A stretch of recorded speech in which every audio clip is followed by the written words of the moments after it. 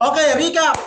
How to make your video looks professional. Part 1, pre-post and production. Okay, number 1, make a shot list and storyboard. Actually, wait lang.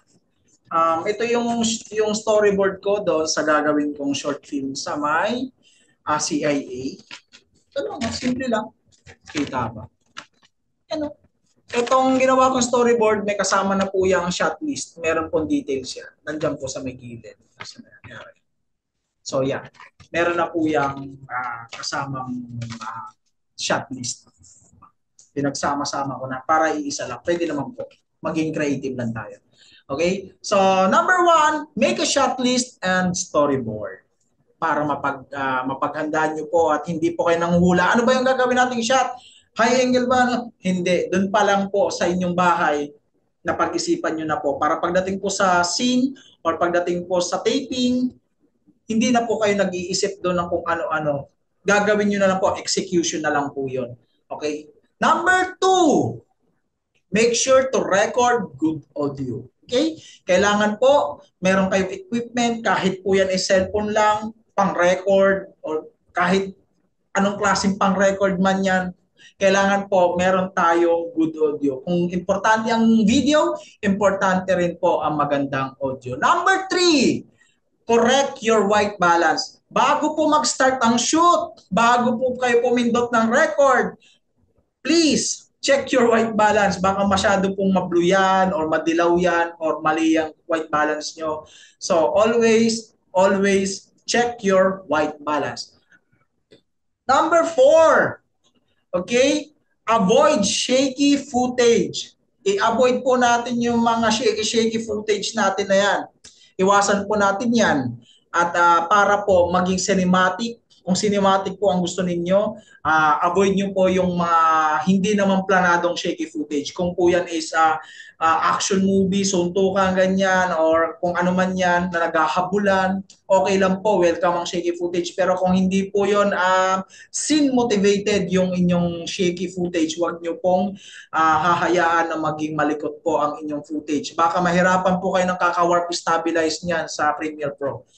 Okay, number 5. Walang number 5, naging number 6. So, number 6 na kagad. Natalo lang ko yung number 5, sorry. So, shoot in golden R. Okay?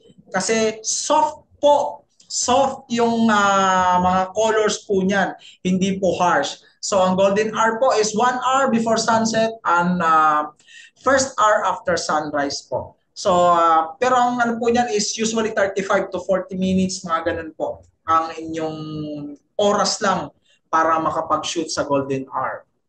Number 7, gumamit po kayo ng shade or use ND filter sa inyong mga camera. Yan po yung inyong shade ng inyong camera para po ma-maintain yung depth of field at saka yung mga bokeh or yung mga blur background ninyo para hindi nyo mapakialam yung aperture or yung inyong shutter speed.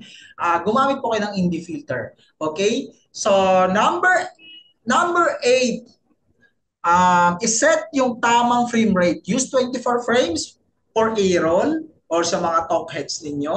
At gumamit po kayo ng high frame rate or mga 60 FPS and above para sa mga B-roll ninyo. Pero hindi naman kailangan na 60 frames yung ibang B-roll kung hindi nyo naman kailangan siya ini-slow motion. So kung hindi nyo siya i-slow motion, pwede po 24 frames per second po. Okay? Number 9, gumamit po tayo ng diffuser, lights, at mga reflectors po to control the lighting. Kasi po kung ito'y kunyari medyo low end, gumagamit lang po kayo ng cellphone camera para mag-record po ng inyong video.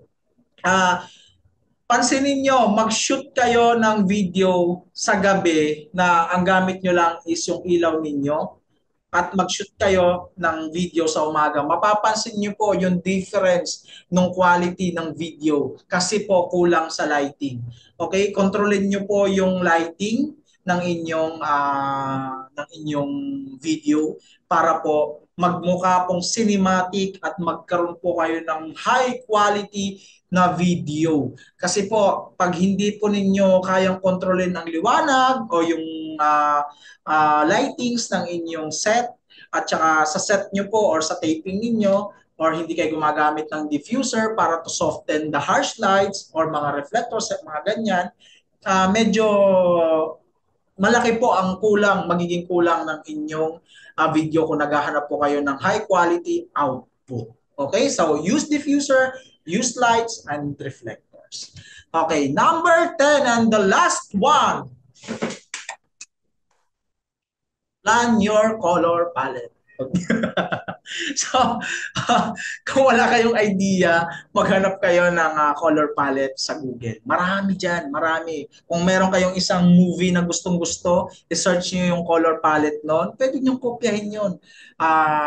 I-Google nyo lang. So, pero ang pinaka-the best para sa akin na ma-advise ko sa inyo is gumamit kayo ng complementary style ng color palette. Iyon po yung parang contrast, may contrast po. Parang ganito po. Ganyan, no? So, kung ang balak nyo is red or green, ganyan. Or yellow and green, ganyan. So, parang ganito po, yellow and green. So, para po siyang magkasalungat doon po sa ating color wheel. Ganun po siya.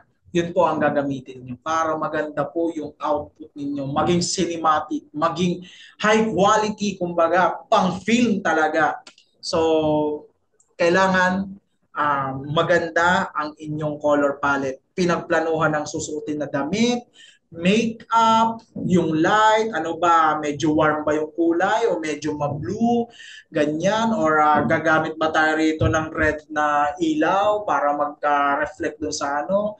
So, yung color, ang colors din is merong emotion niya. So, naturo ko na yun dati. So, pag-aralan nyo yan kung anong klaseng kulay ang gagamitin ninyo para sa inyong mga video.